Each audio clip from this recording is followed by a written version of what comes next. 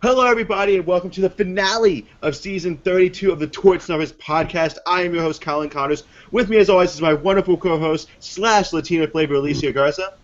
Hey! She's kind of hiding off in the corner, but also joining us tonight, the very beautiful Alex Cash. I'm all Greg! Yeah. Okay, the girl that's just very distracted from Canada, Elise Anderson. Hi. The always insightful Stephen Lehman. Oh, God, thanks, Colin. And the man who's going to be bragging all day tonight, the wonderful Prince Todd. All day tonight. All day tonight. You may be wondering why my beautiful face is covered. It's because I cannot get rid of the giant, shit-eating grin that is on my face because Michelle won. All right. And that's true. You are right, Ty. We're going to get to that. But I want to introduce our last guest tonight, our super special guest, the wonderful Billy Garcia from Survivor Koah Rong. Billy, thank you for joining us. So before we get to the festivities, I want to point something out. I realized something today, Billy. And I was right? That you were right, Ty, but this is about Billy. Acknowledge his intro like we all got to. Billy, All right. I got to talk to Billy. I just want to say, not only are you one of the best survivors overall when it comes to communicating with fans, I was looking through our videos and our archives. On average, you bring 50% more views and likes than any other Survivor player that has been on the podcast. So that's just a testament to how awesome you are. Yay! So we have a whole... Definitely cheers to that. Cheers to that. So Cheers I to guess that. my followers on Twitter are not fake. Exactly. So yeah, Billy's Twitter followers are real. Granted, 5 belong to me and the other 30 belong to Steven. But anyways, they're all real. They're all real. But we have so much to talk about. But what's interesting is when it comes to finale nights, we've tried to do the thing where we go through and we analyze each step, but we already know who wins, so it seems kind of almost stupid, for lack of a better word, to go through and go, was it a good move for Sydney to do this? Was it a good move for Michelle to do that? So tonight we're going to be focusing on a lot of big picture... I knew the whole season who was going to win. That's true. That's true. And I think the big central argument of tonight, and you know what, Ty, we're going to go ahead and we're going to talk about this right off the bat. Sure. Edgic has been saying that Aubrey was getting a fantastic edit, but Aubrey would be voted out in the final 4, and Michelle would kind of sneak in for win. How does Edgic justify Aubrey getting such a good edit, a better edit than Michelle, but yet Michelle winning when they're in the finals together? Because that's what confused me. If Aubrey left that final 4, I understand Michelle winning. I don't know how the edit painted the picture for Aubrey to lose to Michelle. That what we saw tonight. How did that happen, Ty? If you've been reading or watching my videos throughout the season, I pointed out that Probst made a big point out of something Aubrey said in the 3rd Tribal Council. He harped on emotional intelligence, which came out of Aubrey talking about Peter and Liz. I think Aubrey knew what was going on. Aubrey knew that Michelle was the threat. Aubrey was trying to remove Michelle since the final 6. You know, Aubrey knew what she had to do. She wasn't able to do it, and basically that I feel like, seeing as how Aubrey was telling us the whole time that she had to get rid of Michelle and then didn't get rid of Michelle, it wasn't that big of a surprise when everything turned at the end and Michelle ended up winning, because she made the emotional connection with Sydney. Sydney was talking about, you know, the vote, and I felt like she was going to be an Aubrey vote, and then all of a sudden Michelle was like, but by the way, Sydney, I would have stuck with you anyway because we were friends, and Sydney was so raw about her mother and not having money for her mother. Like, it all just fit. It all fit like a puzzle, to me at least. But then again, I knew that because I knew who won the whole season. But Steven, you get where I'm coming from, though, that all the Edgic said that Aubrey would have this better claim. Now, But my guess, Steven, and I want to hear your thoughts on this, is that maybe Aubrey's social game actually wasn't that good, and we're going to find out more about that tomorrow in all the post-game interviews. Go ahead, Steven. I don't necessarily think that. I just think Michelle's better. I think on top of that, I think with regards to Aubrey getting an arguably better edit in terms of Michelle, for the past few seasons, Probst and Editing Co. have been hitting us pretty heavy over the head with winners. We were fairly sure Mike was going to win early on, Jeremy, and even Natalie wasn't ridiculously shocking of a winner. I think the last shocking winner maybe was Sophie, possibly, but even then. But anyway, Michelle was edited how I expected a... Well, Tony was not an edgically sound winner. Yeah. Well, Right, but we're going to talk about Tony tonight because Tony actually But brings up a valid point about tonight. But go ahead, Steven. But I was going to say, with reference to Michelle winning, Michelle's edit is not.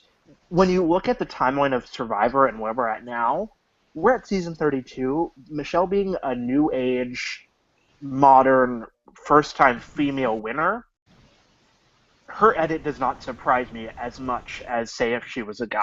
And this isn't like playing a sexism card. It's just how men and women are edited differently on Survivor.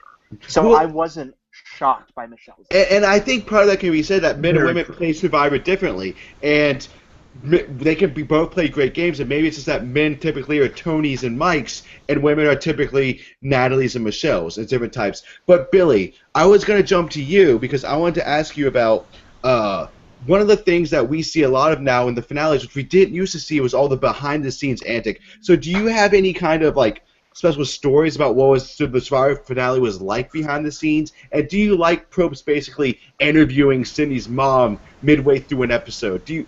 What's your opinion on that, Billy? No, in my season, there was 20 of us.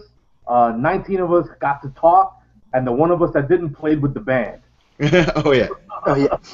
Yeah, so we all had airtime. So all this talking to people's moms and having celebrities run up on stage and pulling all this nonsense, it definitely takes away from the people who basically made CBS a ton of money by going out there and starving damn near to death. And so I always find it disrespectful when they don't all get airtime. On a side note about Sydney's mom needing money and all this other stuff, we get paid by order of finish, and so Sydney being fourth out or fourth place gets 75 grand plus 10 grand for the jury bonus plus 10 grand for the finale live finale bonus. So she made 95 grand. So I do not I did not shed a tear for her mom. And even though Uncle Sam probably came in and took some of that, as Jeff Kent would say, it's not even $1 million once Obama gets his hands on it, she still made out okay. And that's something I think we should keep in perspective, because even when I had Dreams on the show, not too long, actually it was about 3 finales ago, he talked about how he didn't care he was losing to Earl because he's still making $100,000. We may feel bad for these jurors not getting any screen time, but they are getting, $10, $20, $30,000 for the Survivor experience, so they are getting fairly compensated. Go ahead, Elise. At the bottom, the first one out makes. Yeah, I was just about to say I feel bad for the pre-merge who go into this game really hyped up, especially super fans. They want to do super well. They flop. They don't even get much money for being on the show. And they don't really get to be seen in the finale, and that'd be most heartbreaking as a fan. Yeah. I mean, 20 grand though, if you're the first one out, that's not too bad. Go ahead. Isn't that what you said, Billy? 3 days work. Yeah. Colin. Yeah. The first one out gets 12,500. And that's in this, and then you add the 10,000 for the wife. No, he's saying literally the first human out, like the first person voted out of the season of Survivor, like that season. Of every season Survivor, yeah, it gets. Not the first jury member, the first human. The first person voted out gets 12,000. It's Plus you get a free vacation to wherever they get sequestered to, with $100 a day plus all the stuff free, the hotel, the flights, and all that stuff. So we shouldn't feel that bad is what I think we're getting to. And I remember actually Jimmy Tarantino in my interview with him, which you can listen to on the page, talked about how even after he got voted out, he had a great vacation on what he called Uncle Mark's dime. But speaking of a Mark, we did have one of the most interesting things happen this season, and something that's going to live on in Survivor lore for forever. Elise is already lighting up about it, so Elise, I am going to talk to you about this, and that's Mark the Chicken. There has never been a Survivor icon so much as Mark the Chicken. Do you think editors in the future will try to have other Mark the Chickens, or is this just some random one-off thing that will live on in Survivor lore for forever? I kind of hope it was just a one-off thing that makes this season special, especially having someone like Ty who is so unique about caring for all living things, except for that one tree that he pulled up for finding the idol. And Scott Pollard. Yeah. But I do love the idea that they have this pet chicken who Ty convinces not to eat. You make it all the way to the end, and then he gets let go, and it's sad. I was really hoping that Sia would show up with the chicken and just complete the whole arc, but, that would've been so customs and all. I just want to point out, to my knowledge, the chicken is dead. and that Jeremy and other Survivor Cambodia players ate the chicken. Yeah. I'm waiting for a confirmation. So that's Mark's arc. It's very Game of Thronesy. But the good thing is, canonically, since Cambodia happened before Koh Rong, in theory, we can just choose to believe Mark is still alive. That's true. If you are a casual fan, you think Mark is still alive. Now, if you're a casual fan, you might not have been upset at the big twist tonight, but I think actually every single one of us was, and the big twist tonight was the removal of a jury member, and this is one of those big picture ideas I want to talk about. And Alex, I haven't spoken to you yet, but what do you think are the long-term implications of such a twist? And honestly, just how pissed are you at it? And why are we so upset? Well, for the sake of my own blood pressure, I'm choosing to believe there are no long-term implications, and this was a one-time thing brought on by a historic number of medevacs.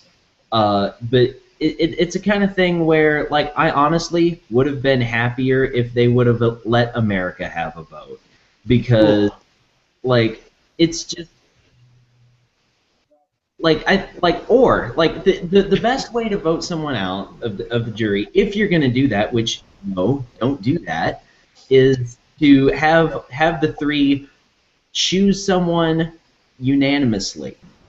But like, just don't like have a challenge, because that ruins the entire rhythm of the show. The last challenge should be the most climactic moment of the season, when the last person is voted out and the final three is decided. And if you're instead just going to vote someone out of a jury vote that likely isn't even going to be a deciding vote, because jury votes are rarely as close as they were tonight, it's bullshit. And I think that's a very important point, because I feel like removing a jury player most of the time can be less effective than even something like the double vote, because if it's like most seasons in the past where someone's winning 7-1 or 6-2, getting rid of one of those numbers doesn't mean anything. All it does is piss off someone who worked super hard to get to that point. Now, Billy, as a Survivor player and fan, what did you make of this twist? Are you as seething with rage as all of us are? You know what? The way it felt, the way, having played and all that stuff, the way it felt for me, the way it came off, was they were on day 38, and they were like, oh, shit, we got another day. Now what do we do? All right, let's make a twist. Yeah, let's make a challenge. That challenge we didn't use earlier because they didn't choose it. Everyone chose the other part of the challenge. So that's the way it came off. Because if it was a completely new challenge we hadn't seen in that same season before, I'd have said, okay, they had planned this from the beginning. But because they recycled the challenge from earlier, a piece of a challenge that wasn't used earlier in the season, then it just felt like, all right, somebody just figured out they fucked up on the days. Like, now we got to come up with another challenge, something. We got to come up with something. We got an extra day. What do we do with the extra day? And you know what? Yeah. Honestly, I hope that's the explanation, because I don't want to see this twist again. And for all the casual people that are listening and watching, and some of you do, happen to come across this show, part of the reason why we're so upset is, much like the Redemption Island twist, this fundamentally alters the game. It kind of destroys what we love about Survivor, and not only that, because of stuff we mentioned that, jury votes are normally 6-2, and the fact that part of Survivor is managing the jury, it just feels like, taking away something that we love. Ty, you wanted to add to this? Well, Alex, Alex, by all means. Okay, go ahead, Alex, and then I'm going to jump to Ty.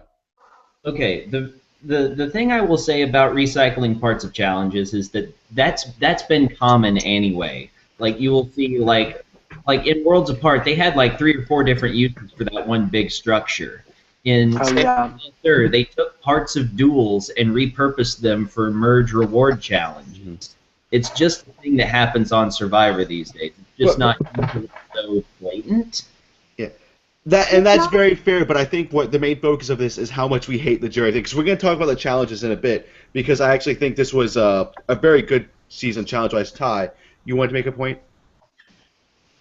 I was really upset that the jury vote wasn't one vote closer. Because if Aubrey had gotten one more vote, they would have completely screwed themselves with this dumb twist out of the first ever live finale with a tie vote, which would have been epic to finally see, because we all know that they've probably been waiting for that for 32 seasons, to have a live finale tiebreaker where, holy shit, pandemonium would break loose.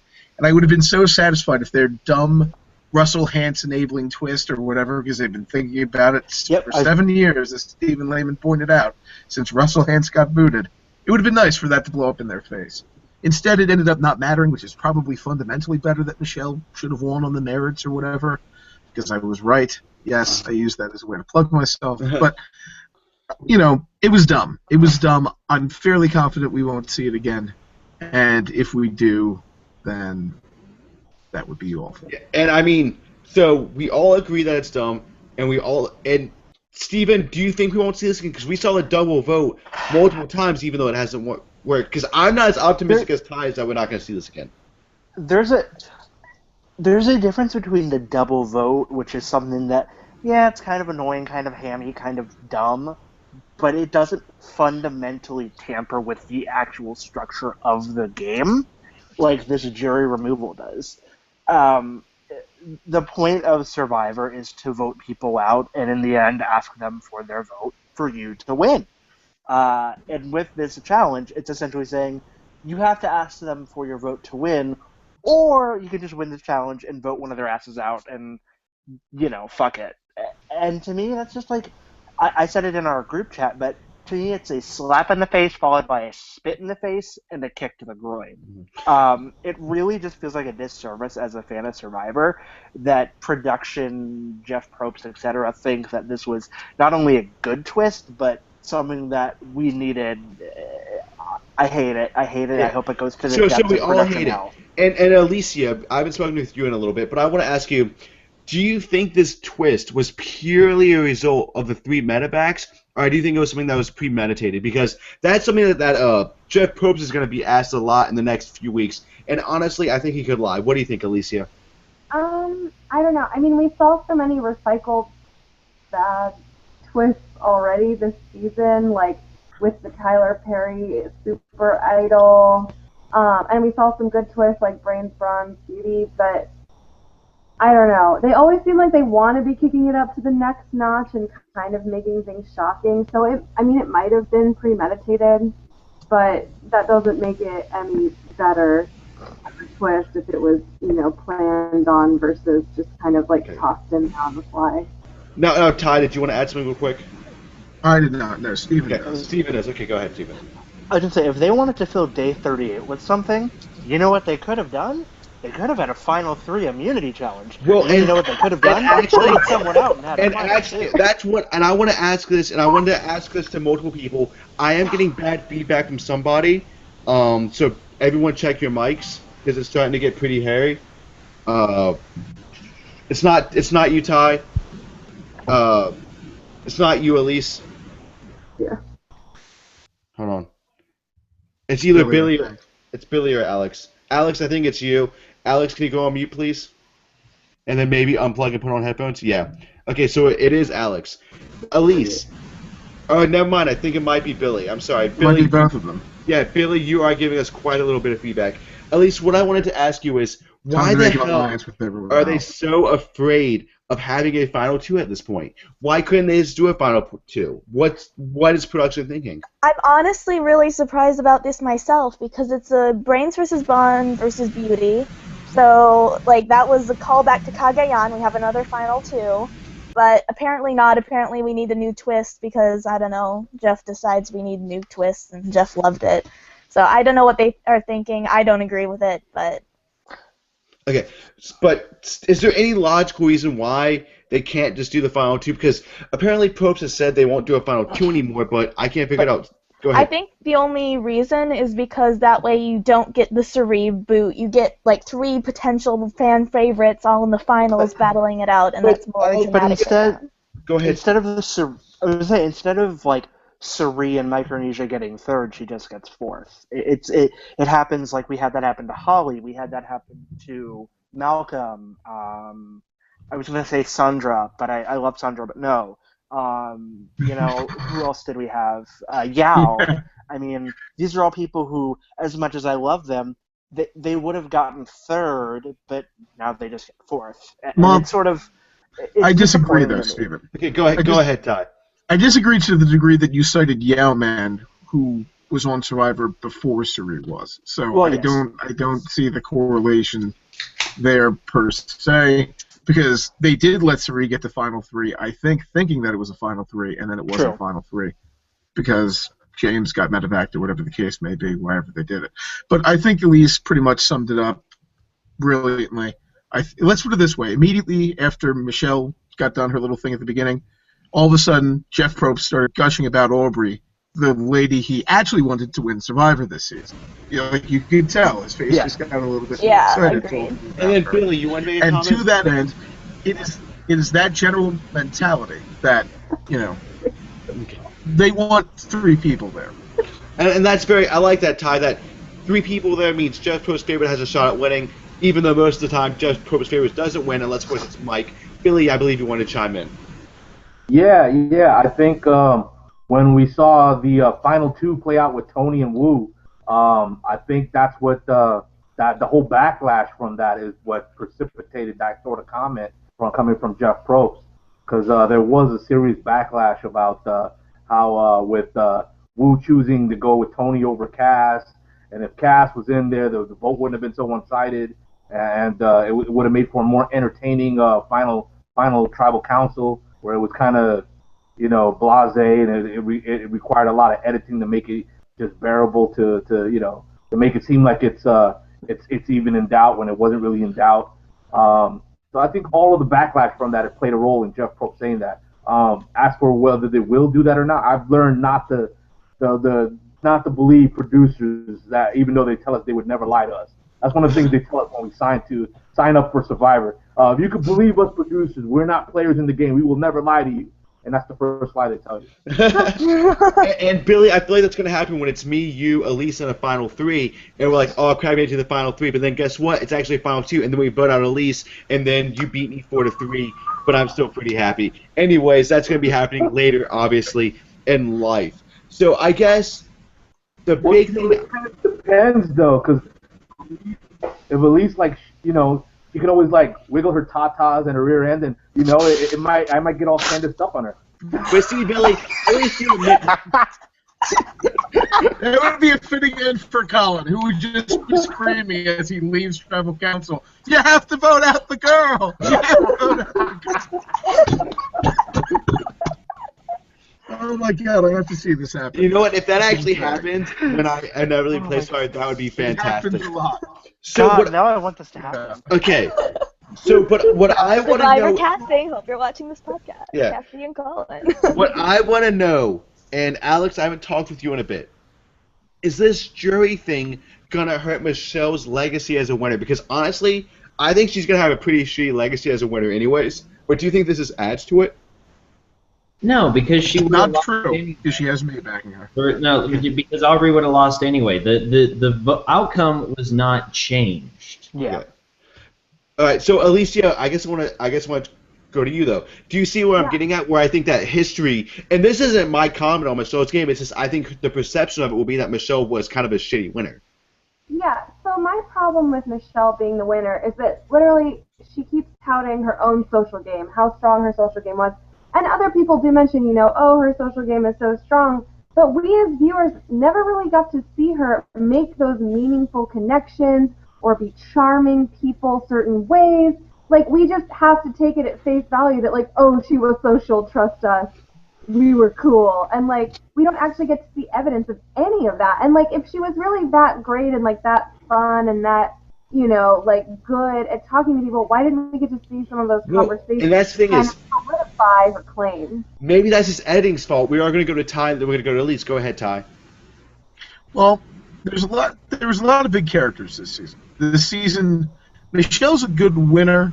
She's not necessarily a huge character. Yeah. When you compare getting to see Michelle make all of the social connections before Final 7 when she had to, got herself into the alliance, got rid of Julia, and then talked Sydney into keeping her at Final 6, so on and so forth, that's great, and it shows you why she won, but compare that to Jason and Scott, I'm going to go hide the machete now, da-da-da-da-da, and all of those ridiculous antics. Let's face it, we're mass marketing a television for America. One thing is going to take up screen time over the other. I, quite frankly, would rather watch Debbie recite all of her jobs for hours on end in Ponderosa on television at all times rather than any of the other people. So to that end, if you're going to fit all these things in, you're not going to always be able to give somebody a huge winning edit. And in a season where there was a bunch of great characters and maybe only one or two classic game players, see, Aubrey, this is the sort of thing that happens. You got to live with it. And I it think worked it's out very because I still knew what was But like, she's the fucking winner, and you can't even throw the winner a smart bone of showing like one.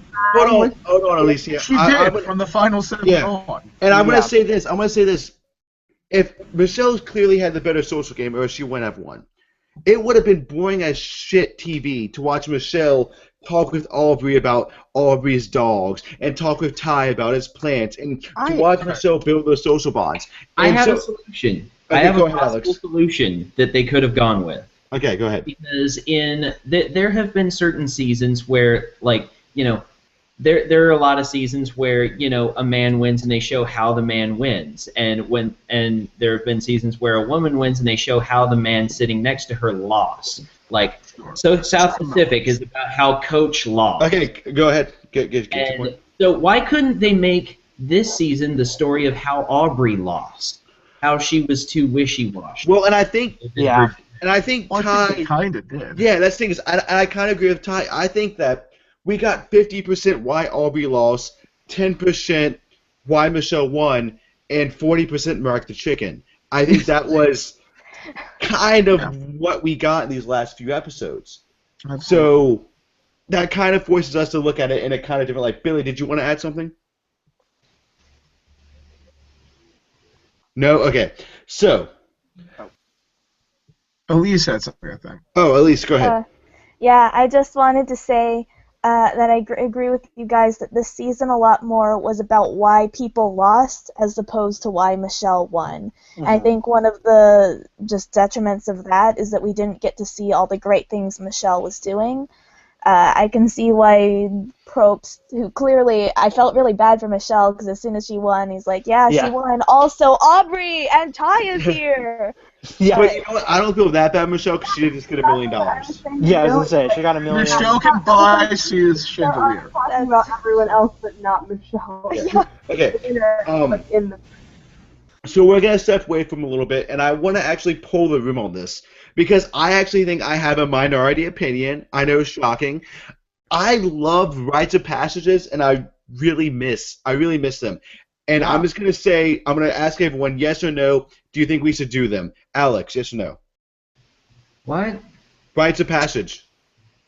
Rites of passage I can live without if they don't do bullshit. It's a yes or no. Okay, no. Billy.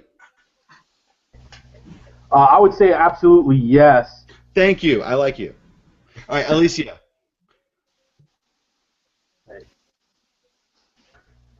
It's a yes. Okay, Elise. Yes. Steven. Yes. Ty. Absolutely, particularly when day 38 is open. And that's a very fair assessment. Okay, I'm just glad everyone else misses it. I miss it, and I believe 2 or 3 seasons ago it was offered as a secret scene, and it's kind of like, you know what? That's a very fair middle ground. If you're going to do it as a secret scene, very much like how they do it with the full intro now. You can watch it online, but they haven't even been giving us that lately, and in fact, it kind of hurts my very soul. So, as we're starting to kind of round out this season and reflect on it, I actually want to talk with Billy about something. Sure. We saw in this Final Four, we saw Sydney, Michelle, Ty, and Aubrey. Is there any chance any of them do not come back and play? Because I actually think all 4 of them are going to come back for returning player seasons. I think Michelle might not come back and play unless they desperately need a woman for like an all-winners tribe. Well, that's the reason why I think Michelle could, because the other all-women could be people like Tina that could turn it down. That's why I think Michelle is guaranteed a Tina spot. will not turn it down. Tina will always take a chance to compete. Thank you very much. Well, Jenna Maraska could. Tina is just that competitive. No, but just don't ask Tina to do math in front of other people. That's all. You know, I've hung out with Tina many, many times, and I think she's feeling the clock right now. So, yeah, if she's going to go, it's going to be right now. Mm-hmm. But, I mean, 8 years from now, if there's a all-winner season. From now. 8 years? Yeah. That's 16 seasons. I know. It could happen. Donald Trump's not going to let this nation go 8 more years. All right. So, I don't know. I feel like because Probst hyped Michelle up as a female as another property. I think that's why she has a above 50% shot at coming back. Go ahead, Steve. Poverty? What It's is it? not even in the ballpark of poverty. I played I with poverty.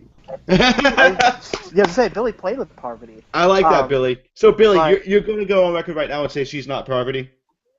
She's not in the same ballpark as poverty. Oh no. We're comparing probably the Barry Bonds of female Survivor players to like Jim Leyritz, which is a bench player who won a championship with the Yankees because he just happened to get that pinch hit home run. Most Yankee fans remember his name, but and you know what, Billy? I'm glad you he's Barry Bonds. And Billy, I'm glad you explained who that was because I had no idea who the hell you're talking about. Exactly, that's my point. Okay. In your 8 seasons now, whatever it was, you won't remember Michelle. Now we're gonna jump to Elise as well because Elise is a girl and she understands Michelle.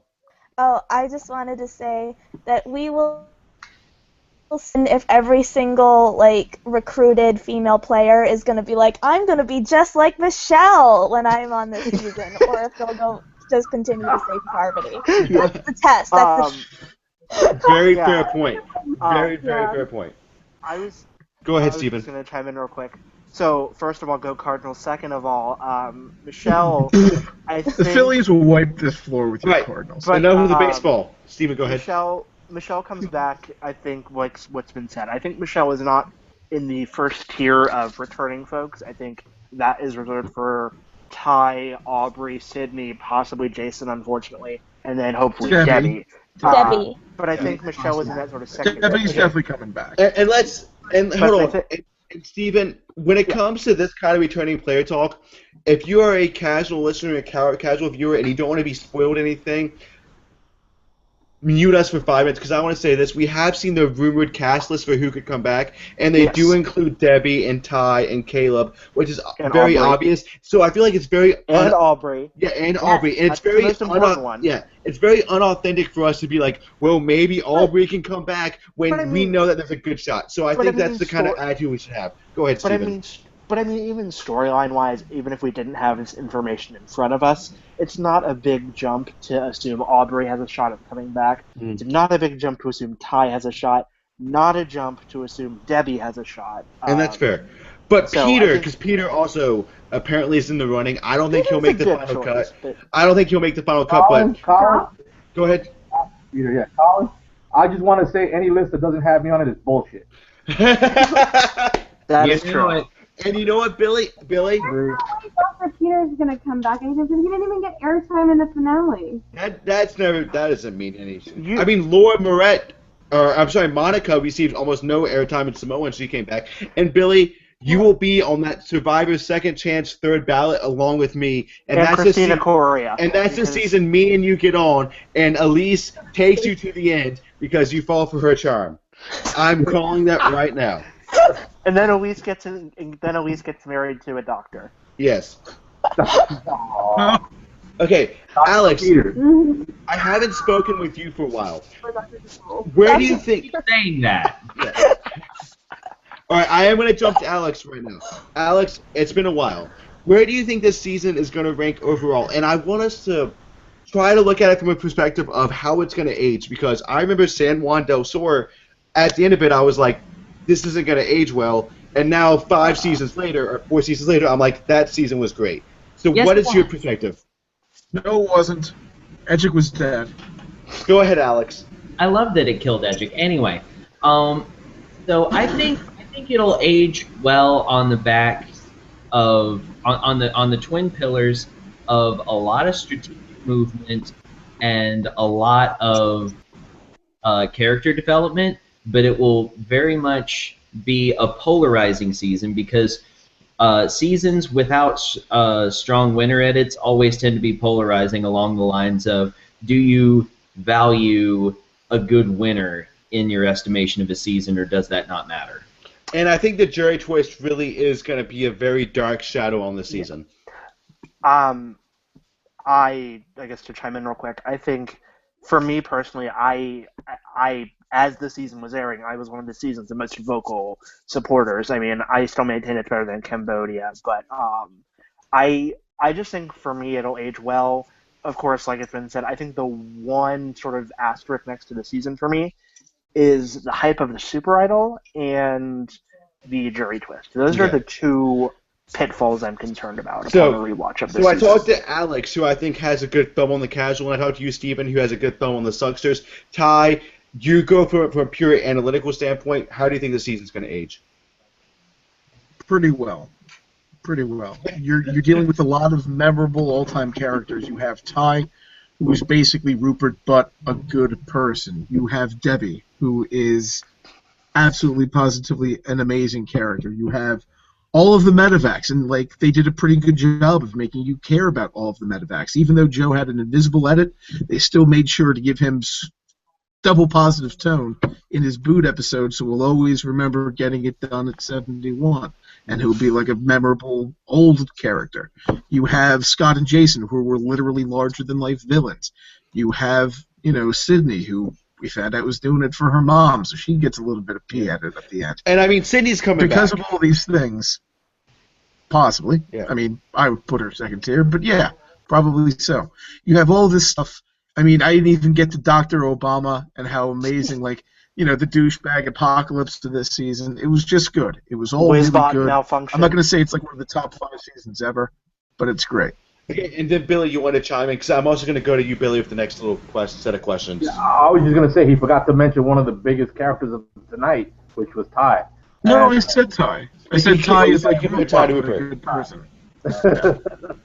Or it doesn't count. Yeah, pork the chicken with the tie, otherwise it doesn't count. But yeah, no, I agree. I think this season was very, very character heavy. We got a winner that didn't show a whole lot of gameplay, but that's probably because the onus was put on the characters of the season, and that was like more important than the actual gameplay as far as like the. And Stephen, I'm gonna give you 2 seconds, and I'm gonna jump back to Billy because I do want to talk to him about something. Okay. Real quick, this just feels like age-wise it'll go like Gabon, polarizing. Some people don't like Bob as a winner. I love Bob as a winner. Some people probably won't like Michelle as a winner. I like Michelle as a winner. Okay. It's a very you don't like her that much. Season. Of course, yes. Right. As yes. And Stephen, that's a very valid point, and I am going to join at Billy real quick. Okay, Billy. So I want to talk to you about something. Last season, you were on for the finale, and I went on to this giant tirade where I compared the final tribal council process to political debates in the U.S., as in they never really changed the narrative. As in Donald Trump was ahead before the GOP debate started, Donald Trump was ahead after everything was said and done. However, this may be one of the few seasons where the final tribal council actually impacted everything, or at least we were led to believe that. What extent, Billy, do you believe Jason was undecided? Do you think Jason could have voted for Aubrey, or do you think that was just editing, trying to play it up? I think Jason was undecided, but I think if Neil was there, he possibly could have swayed Jason's vote and made it a much more interesting tribal council. I definitely was rooting for a tie. I think me and Alicia was talking about it. That once that whole twist happened, I was voting for a 3-3-1 tie. But going on your analogy, I personally think both political parties are political cults. If you think about it, like with a political party, you pledge your money, you give your money, you pledge your devotion to them, and then you promote their propaganda, which is always about salvation. Whether it's the religious cults is soul salvation, and politicals is country salvation. So in this analogy, everyone had their minds made up before Final Tribal Council, because that's what I'm always looking for, is whether Final Tribal Council actually matters. Because I mean, Survivor Philippines, they could have voted, Denise would have won. Survivor One World, they could have never talked to anyone, Kim still would have won. But this season, I think it might have actually had an impact. Does anyone want to add to that? Alicia, I haven't talked to you in a while. So I was just thinking, like, we as a podcast, we were pretty, like, in our 2 separate camps. We were either like, rah, rah, Michelle, she's going to win because Edric says so, or we were like, rah, rah, Aubrey's going to win because we fucking love her and are obsessed with her. And one of us was correct.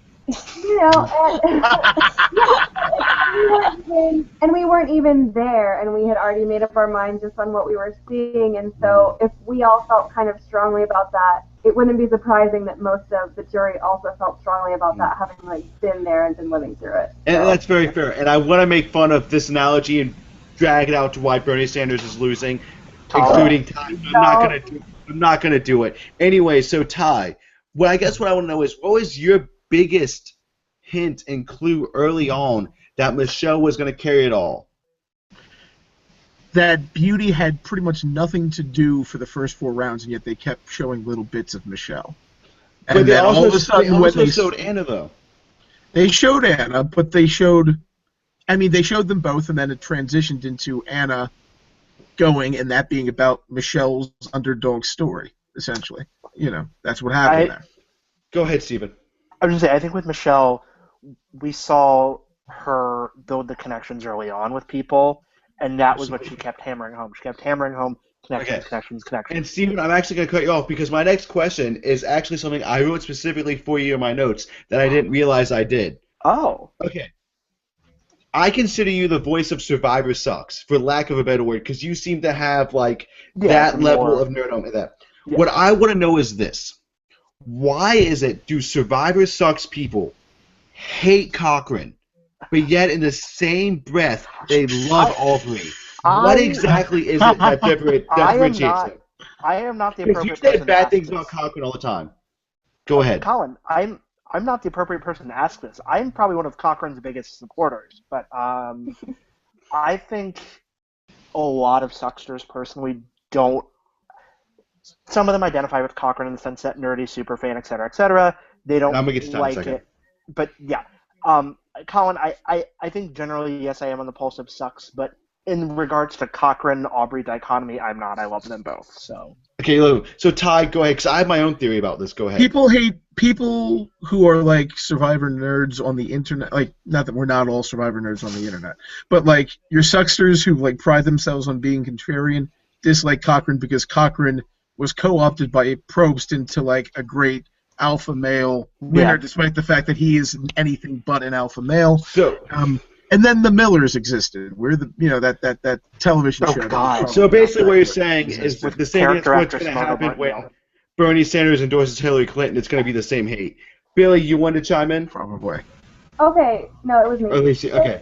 Yeah, every time you see a very pale hand, it's always my hand. All right. So, it's either you or Elise, because Elise is very pale. You're so pale.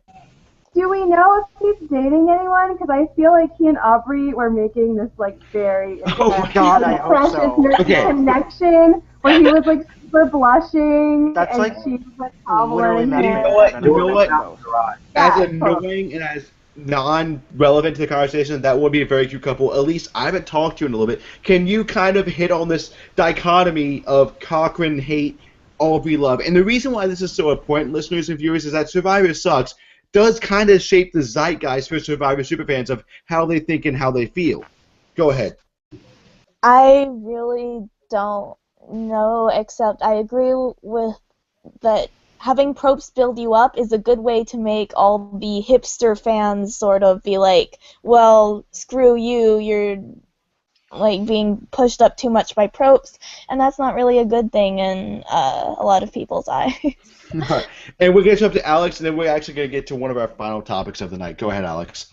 All right, yeah. My idea, I'll third the thoughts about how he sort of became like a producer's pet kind of thing, or in some people's eyes. But at the same time, they're not that similar of a character. They're superficially, they're both Survivor superfan nerds. But Cochran always talked from a place of confidence, or not in this first season, obviously, but in his Caramoan redo, he dictated the game to the point where it got to be almost overconfident, cocky, whereas Aubrey's default mode was always self-doubt, and that's much easier to relate to. And go ahead, Ty, then I'm going to make up my final point about why I think Sucks. Alex pretty much nailed what I was going to say on the head. Cochran did not have to work for his victory in Caramoan because everyone was stupid, and that is not compelling television after a bit. It was easy for him. Aubrey did not have an easy road. She fought more, and that makes her a more endearing character. And despite the fact that I still think that the main reason they hate him is because of Probst. But see, Ty, I guess I would kind of agree with you, but I think it's actually a much simpler reason than that. I think part of the reason why they hate Cochran was because he was successful. And in a way, a Survivor nerd being successful kind of spits in the face of what Survivor sucks people feel about themselves. They're the nerds, they're self-deprecating. So Cochran winning is like, how dare you dare you be the crab that escapes from the trap? That's true. All right. Yeah, I think you're oversimplifying, Colin. All right. We don't have we are going to move on, and I actually want to talk to Billy about this one because Billy, I want to hear your reaction to this more than anyone else's. The finale happened, and then we got the premiere for Survivor next season. Survivor, Millennials versus Gen X's. Oh my goodness, it's old I'm the young. old person. This has never been done before. People that are separated by 5 years. Oh my goodness, how... What's your reaction? Because my reaction was not very favorable. My reaction was me and Alicia started like, okay, or you're in the gray area, Alicia. You're like could be either team, and then me and my sister was like, all right, when does Gen X start? And I was like, I think Gen X starts with the moon landing. If you predate the moon landing, you're baby boomer. You don't count. You're out. You don't get to be in the season.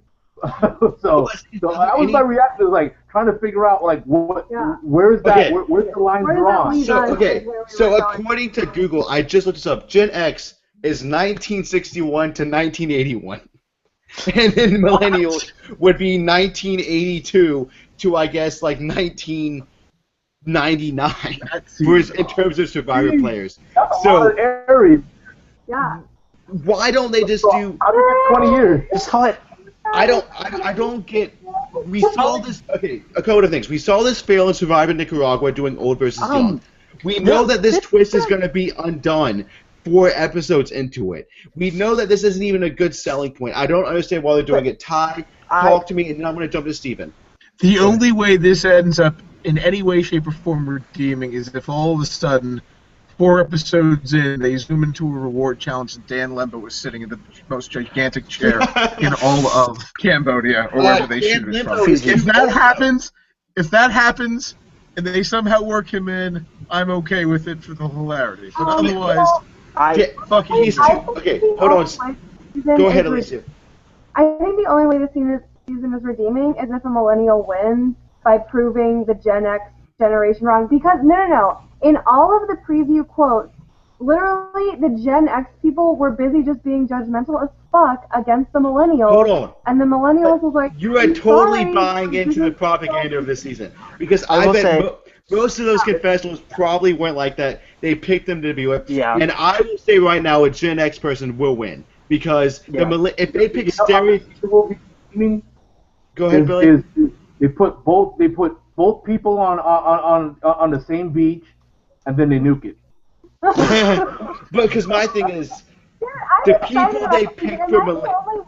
Pumped up for millennials versus Gen X. Well, yes, you are, because it's a dumb idea. We saw an old versus young in Survivor Nicaragua. But I was like, I think that would be so good on that kind of season. I bond well with like both generations. But they also did it on Survivor Exile Island, Panama, if you remember. Yeah. So this is not new. It seems really gimmicky. Now the cast seems really good, and yes, you can go on Inside Survivor right now and look at the cast. And I think that's what could save the season. It is filled with interesting people. However, if the millennial people play out as stereotypes, kind of like blue collar people playing out as stereotypes, or the Gen X people play out as stereotypes, it's not going to be interesting, and it'll end with a Gen Xer winning, and it'll be like, oh, George won. Woo. I have a prediction. I'll let you get it to the people. I have a prediction on that team. Okay, go ahead, Billy. I was just gonna say my prediction is after the second episode they're gonna reshuffle the tribe like Cook Island. That's why I don't understand.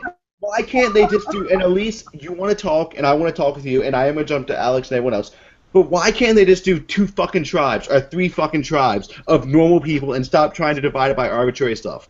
And Philippines, go ahead. Sorry. See, the sad thing is I feel like because it happened this season where they chose the cast first and then decided an arbitrary twist after, which makes even less sense why they're doing old versus young or whatever, Gen X versus Gen Y, when really, like you said, Philippines was so interesting because they chose the tribes. You got a lot of different people, a lot of different personalities, instead of just something arbitrary thrown on there like, oh, you're old, 2 years older than the other guy. I will say... And Steven, I'm going to jump to Alex, because Alex has been waiting a while. Go ahead, Alex.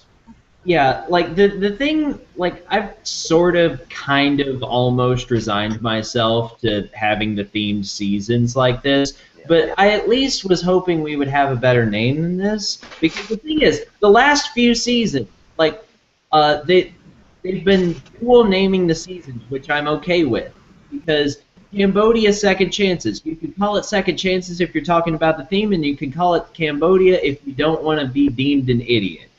And same thing with Koah Rong. But I don't have a place name to call this one. I have to refer to it as Millennials versus Gen X. I would prefer Fiji 2. I would prefer Nicaragua 2. I would prefer Geezers versus Whippersnappers. You know what? And you know what? I like Geezer versus Whippersnappers. Ty, you want to jump in? Go right ahead. I can't wait until the season after this one. I assume it's going to be like AMC is going to sponsor, and it's going to be Mad Men versus Breaking Bad, and John Hamm will be on one tribe, and Bryan Cranston will be on And that would be perfect. Okay. and it'll be amazing. Oh. 7-Up Oasis, and it's like Coca-Cola versus like Pepsi-Cola. That's what. Yeah, it's gonna be. I have an idea for a season. How about we have Scott Pollard captain the big people and have Lee captain the little people? I actually love that. Oh Get my Charlotte God, from the yes. Amazing Race. You know what? David Billy? versus Goliath. Yes. Literally Yes. David versus. Bryant. I actually, Footage to CBS. Holy crap. Billy. You know what? I'm Survivor pro Monday. that. That's better. Okay. But I mean, still, all jokes aside, we all agree that Survivor, much like the jury twist we saw tonight, and much like the failure of the double vote, because it has been a failure, Survivor does not need all of these twists that they're flowing through it. A good cast gets it done. And luckily, like I said, I think next season does have a pretty good cast. You can look at it on Inside Survivor. But Alicia, what makes them want to do crazy shit like this? Like, next season after this is going to be All-Stars. Just have Survivor Fiji 2 or Survivor whatever island they're on. We just finished season number 32.